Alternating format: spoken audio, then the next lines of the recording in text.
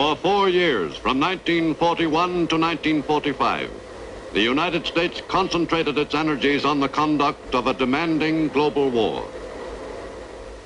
The American people turned their full attention to the job of winning that war.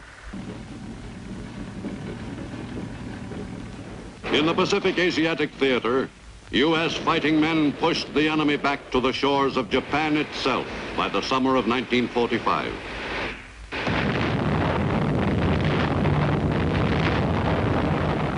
In early August, the U.S. brought the enemy finally to the point of surrender after some 44 months of the most grueling warfare. A number of Japan's largest cities lay in ruins.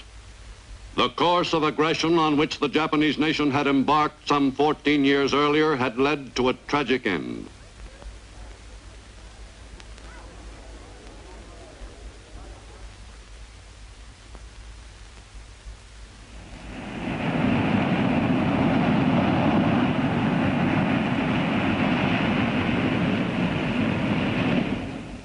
On a day most Americans will never forget, August 15th, 1945, the Third Fleet was in waters near Japan. Its commander, Admiral Bull Halsey, was impatiently waiting for the news which all the world was anxious to hear. I have received this afternoon a message from the Japanese government in reply to the message forwarded to that government by the Secretary of State on August 11th. I deem this reply a full acceptance of the Potsdam Declaration, which specifies the unconditional surrender of Japan. In the reply, there is no qualification. Finally, the all-important message came through by wireless. The enemy had surrendered. The war was over. Every man in the fleet, from admiral to able-bodied seaman, felt an immense surge of relief. After nearly 4 years, U.S. fighting forces had won the victory.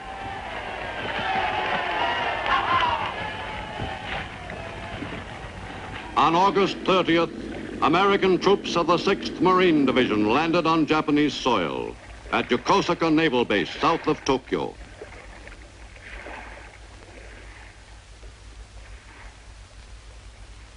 U.S. officers quickly assumed control of the installation and issued orders on procedure to the Japanese officers who had been in charge. With U.S. command firmly established, the Stars and Stripes was raised over the Japanese homeland.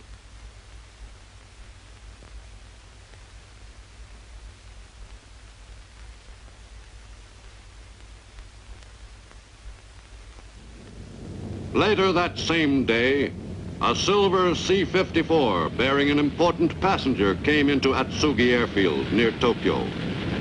The commander of U.S. forces in the Southwest Pacific Theater, General Douglas MacArthur, had completed the last leg of the long drive to the Japanese homeland.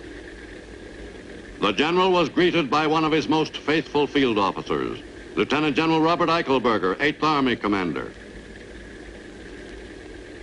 General MacArthur was ready and eager to take over control of the conquered country. On the U.S. battleship Missouri in Tokyo Bay, a Japanese delegation arrived early on the morning of September 2nd, 1945, to make the unconditional surrender official.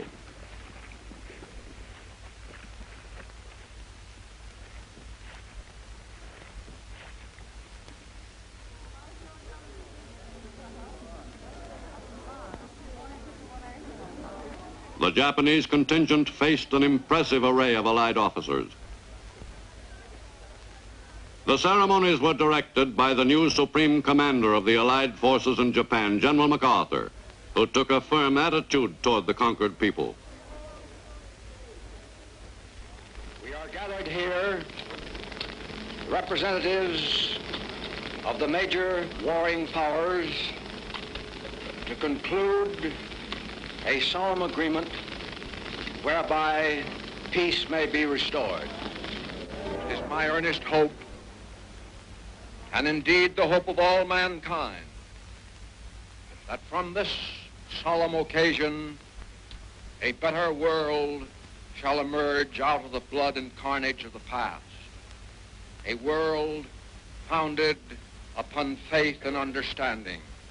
A world dedicated to the dignity of man and the fulfillment of his most cherished wish for freedom, tolerance, and justice.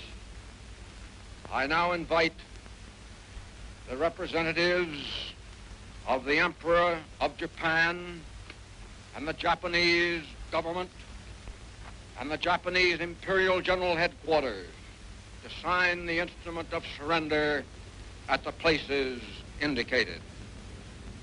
Representing the Emperor at the proceedings which concluded the costliest war in world history was Japanese Foreign Minister Mamoru Shigemitsu, who formally surrendered for his country, thus committing Japan to accept the Potsdam Declaration, calling for the complete disarmament and surrender of all military forces. A few hundred U.S. servicemen witnessed the climax of 4 years of war in the Pacific. That war ended officially at 8 minutes past 9 a.m. on September 2nd, 1945. Let us pray that peace be now restored to the world and that God will preserve it always.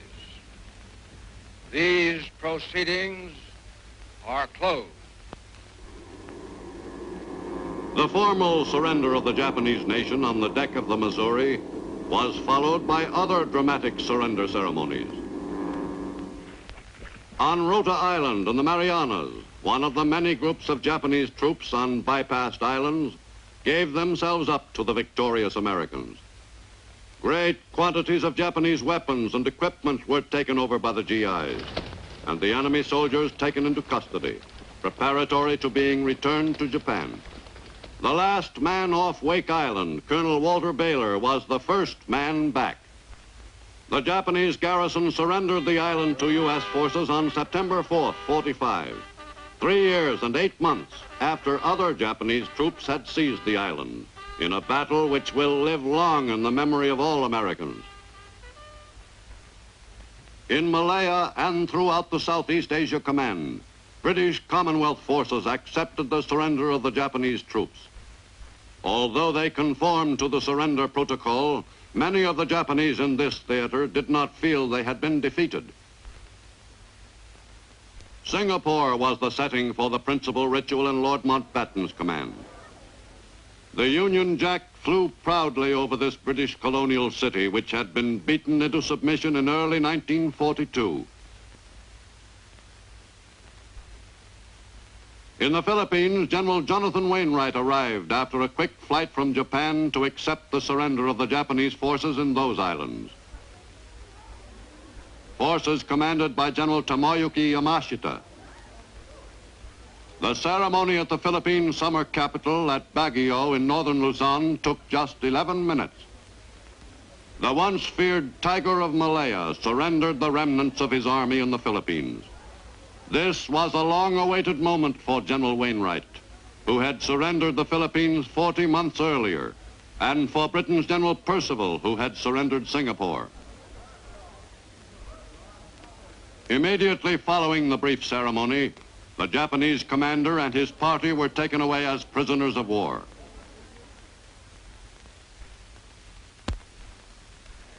Japan wore the face of a conquered nation. The country's traditional way of life, which had prevailed for centuries, was altered overnight. General of the Army Douglas MacArthur became the new ruler of a people who were accustomed to swearing allegiance to one person, whom they considered supreme. The general was well suited to his role. Supreme commander of an occupation charged with exacting complete obedience from 80 million subjects of a nation which had until recently been a fanatical enemy. Technically, the Supreme Commander was to be advised by a council of representatives of the 4 allied powers which had waged war against Japan. But actually, this body was impotent from the start. The delegates were constantly at odds. and any recommendations they made were given scant attention. The deposed ruler of the Japanese people, Emperor Hirohito and the Empress Nagako, were stripped of their divinity by the occupation, but it was decided not to try the emperor as a war criminal. With the royal authority curtailed, the emperor had more time for his study of marine biology. The sparing of the emperor, still revered by his people, proved a good political move by the occupation. But Japan's top war leaders received far different treatment. The men charged with the responsibility for guiding Japan onto the road of aggression were taken in hand promptly by the occupation. The number one war criminal was General Hideki Tojo, wartime premier. On November 12, 1948, after hearings which lasted 2.5 years, the International Military Tribunal convened to pass sentence on some of the top Japanese war leaders.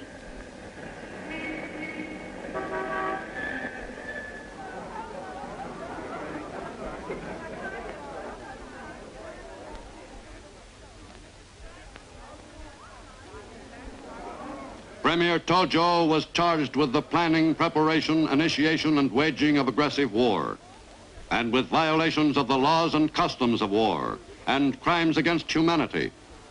But by assuming full responsibility for the war, as charged, Tojo reestablished his reputation for loyalty and courage. Finally, after the great mass of evidence had been sifted, the court pronounced sentence on the accused. Accused Tojo Hideki, on the counts of the indictment on which you have been convicted, the International Military Tribunal for the Far East sentences you to death by hanging.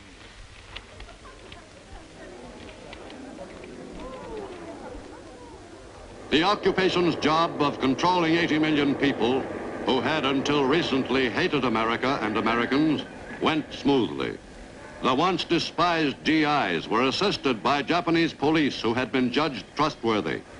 The Japanese people seemed to reconcile themselves quickly to the fact that the war was over and they had lost. The country's most immediate post-war problem was one of sustaining life, a problem Japan had in common with a number of other Asiatic lands. Nippon's 80 million people simply could not produce enough food to keep themselves alive. In the years following the end of the war, the Japanese were able to supply only about 3/4 of the food necessary for the population of the home islands, existing on a meager diet. One possible source of food expansion lay in the removal of restrictions on the permitted fishing area. The yield from the seas could conceivably be boosted above pre-war levels. Agriculturally, the situation was less flexible. The occupation had initiated a program of land reforms, which seemed a hopeful experiment. But the basic problem remained: not enough arable land, and the farmer's small income was drained by increased food and tax collections. Most Japanese, like Hiroshi Akabane, took a philosophical view of the situation. We Japanese have always been frugal people. But after the end of the war, many of our men, women, and children went hungry. Many starved during the first half year. Considering that we are a conquered nation, most of our people felt they were lucky to be still alive. Of course, our people all hope to live better at some future time. And now that the war is over and out of the people's minds and hearts, we can work toward making our life better than it is today on our islands, which we once called Mizuho no Kuni, land of plentiful rice. The American soldiers became very popular in Japan. Most of my people found them friendly and kind. There was no unhappiness in our association with them. Japan was greatly helped by their presence. The important officers of the occupation were very kind to our Japanese diplomats and businessmen, who were given much advice by those officers. With their help, Japan struggled to build a new democratic nation. The Japanese Diet convened on September 4th, 1945, for the first time since the surrender. The Diet voted in favor of bills calling for an end to many long-standing Japanese laws and customs, always following directives from the U.S. Supreme Commander's office. The new Japan's leading political figure, Premier Shigeru Yoshida, had opposed the militarist clique and was thus in high favor with the occupation. While the operation of the Japanese Diet and Cabinet gave all appearances of actively guiding the country, in actual fact, they were simply rubber stamps endorsing policies originating with the occupation. Japan's political leaders were dependent completely on occupation approval. The course of Japan's political progress was not entirely smooth. A small but active communist group operated openly. The Japanese communists were more interested in their own objectives in Japan than in relations with Moscow. Some party leaders, like Sanzo Nosaka, were denounced by Russia. The Japanese communist paper, Akahata, was eventually suspended by occupation authorities. But the party itself was never formally outlawed.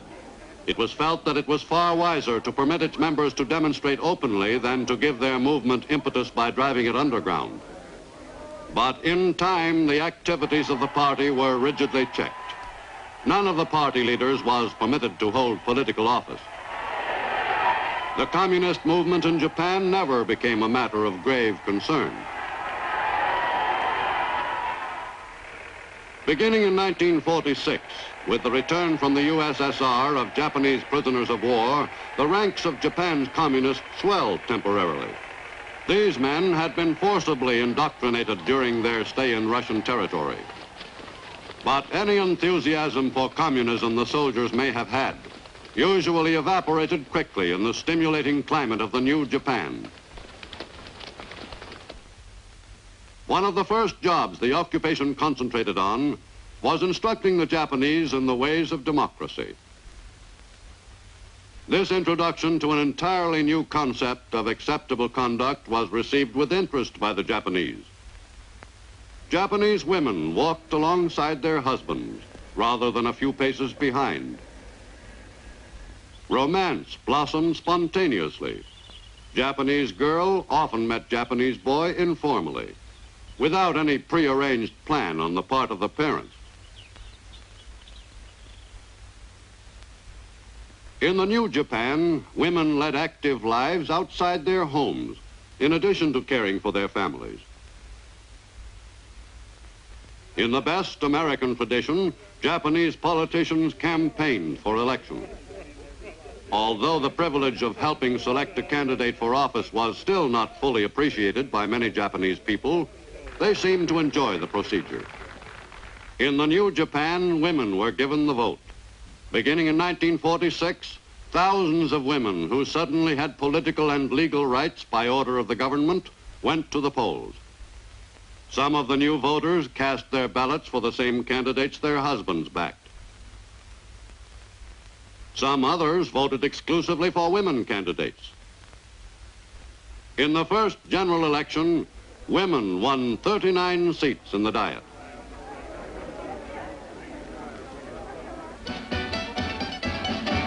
Anything American, even the square dance, was seized on with great determination by Japanese of all ages.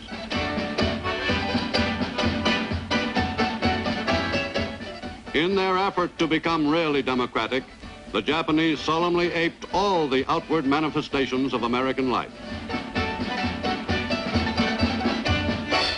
Concluding that coeducational schools were part of the democratic system, the Japanese made many schools coeducational. Schools for students of one sex were quickly transformed to accommodate both. From the very beginning of the occupation, the GIs themselves were the best advertisement for democracy. Overnight, the American soldiers changed in the eyes of the Japanese people. No longer were they the despised enemy. In this lightning transformation, they became the heroes of the new Japan. Japanese children grew especially fond of American soldiers. In Tokyo and other large cities, there are reminders of America everywhere you look. American motion pictures again became popular with the people all over Japan. There is no doubt that the Japanese were genuinely fascinated with the trappings of American civilization. But this enthusiasm for things American in no way replaced the people's devotion to their traditional culture.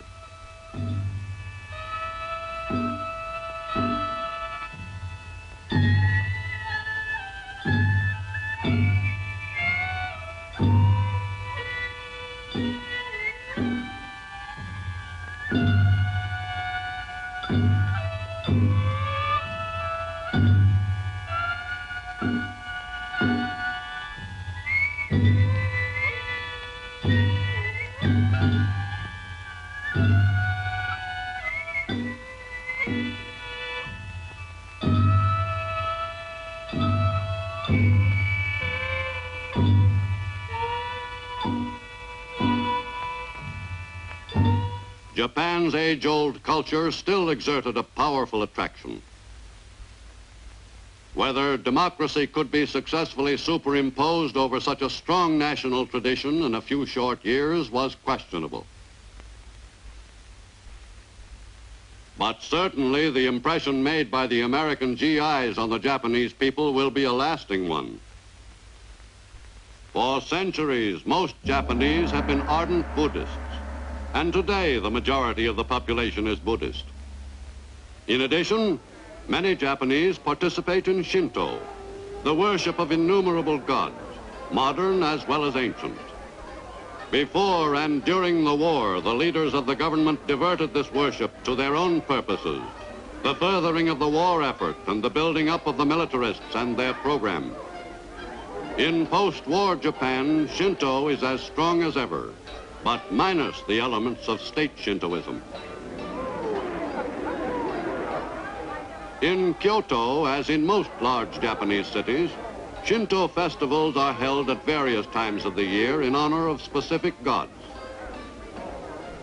This Gyun festival in Kyoto, Japanese cultural center, honored a god of prehistoric times.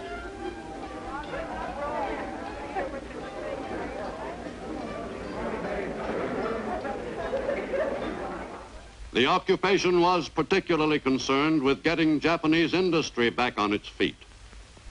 Labor unions were formed with the approval of the occupation.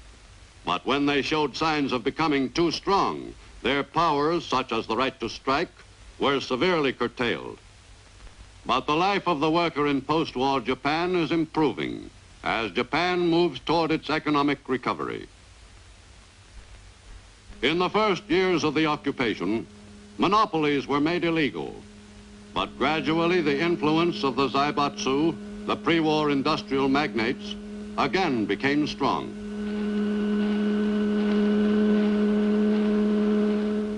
In the new Japan, there was a decidedly conservative cast to the leadership of Japanese industry, matching the situation in Japanese political life.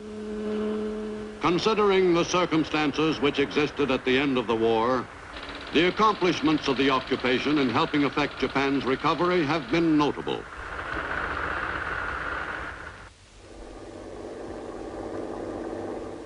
Most Americans in Japan find it hard to be sure what the Japanese people really think about democracy and the democratic institutions and habits they have acquired.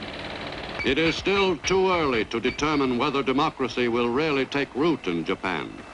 Whatever the occupation's achievements prove ultimately to be, the U.S. has successfully transformed an enemy nation into an ally and gained a most important bastion against communism in the Far East.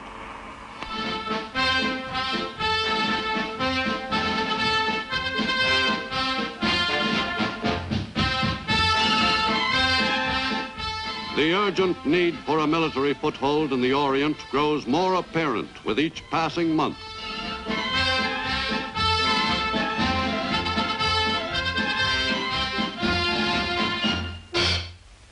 All over Eastern and Southern Asia, the end of World War II was followed by eruptions of nationalism.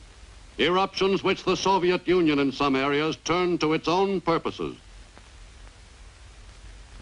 Go forward, men of courage, in the freedom fight. Let every tyrant read your mind. For freedom and justice, forward search, relentlessly march.